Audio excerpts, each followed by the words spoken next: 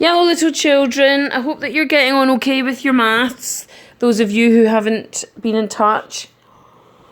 We're going to continue looking at algebra and these equations. And there are 3 questions on this page. This is page 112. So if you can do these questions on Wednesday, Thursday. Okay, you can divide them up over the 2 days. I don't mind how you do it, and we can continue next week with the rest of this exercise. Okay, so let's read through. So if we were comfortable with what we did last week and what we've done earlier this week, we actually should be okay with these sums here, these equations here. Okay, it does say harder equations, but you've done similar already, although it was laid out differently.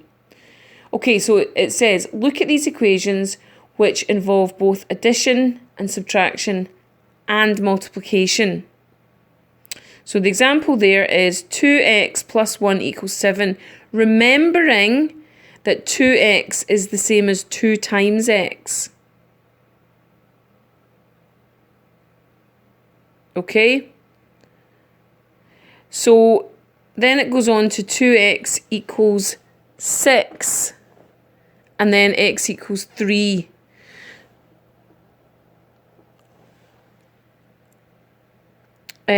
So something, if you cover over the first part, you're going to say something plus 1 equals 7. And therefore that something must equal 6. Because we've done that already. And therefore if 2 times that something equals 6, then the something is the x then equals 3. Okay, now here are some more examples.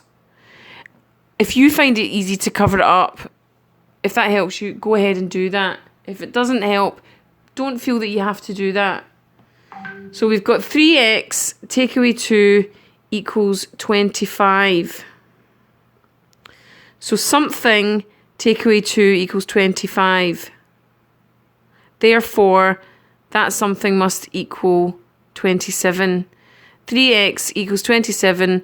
Divide that by 3, or then we've got 9. X equals 9. So 4 take away 6 equals 6. Now, don't get confused and think, oh, that must mean that 4x equals 0. No. 4x equals 12. X equals 3.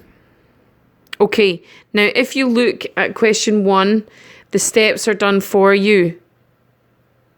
Okay, and again, you only need to write x equals down in your jotter. If you want to write the whole thing out, I'm happy, but you only really need to write x equals. So the first part, 2x plus 5 equals 11. 2x equals 6, because 6 add 5 equals 11. And then your job is to put in the x. 2 times what equals 6. The next one, it's not done as much for you. So, x plus 3 equals 13. So, 3x equals what? I'll tell you. 3x equals 12. And you'll need to work out x for yourself there. Final one, 4x take away 5 equals 15. 4x equals what? And then x equals what? Okay, so that's for you to work out. And if we go down the page, all it says to you there, find the value of x by solving these equations. It's all x. There's no other letter. It says set down your working carefully. Now, I'm going to say to you, my suggestion is do a few of these and show me if you're not feeling very confident. Do down to F, for example, show me to check that you are happy with what you're doing. I do not mind how you lay it out in terms of, do you want to do it the way question 1 is laid out? I don't mind you doing that. And I don't mind either if you just write x equals. So we'll look at A together. 2x plus 3 equals 5.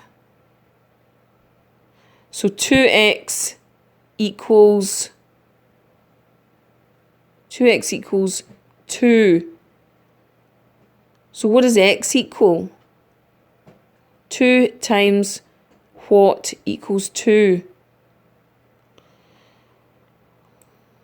Okay, and I'll go through question 3 with you as well. So there's a picture here, and it's showing 2 rods, 2 wooden rods, let's say, that are end to end. They're laid out. One of them is 8 centimetres. We don't know the length of the other one. So you're going to use x to give a total. When it says write down an expression, that is just a fancy word for a sum or an equation, just like we have set up in the past, right? Just like we've been using, we've defined x. You're making up your own one, right?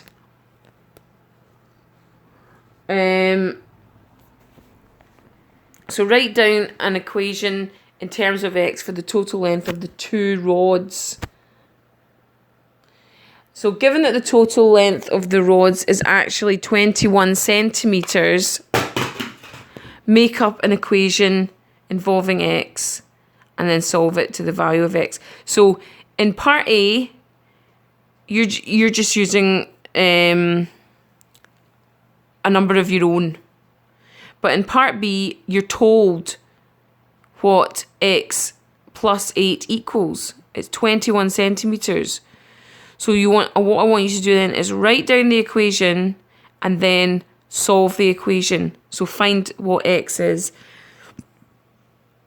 And you can, if you know what the total length is, you know that part of it is 8 centimetres, then you can work out what x is. Okay? That one is a bit trickier, but nevertheless, you should be able to do it. So let me know how you get on.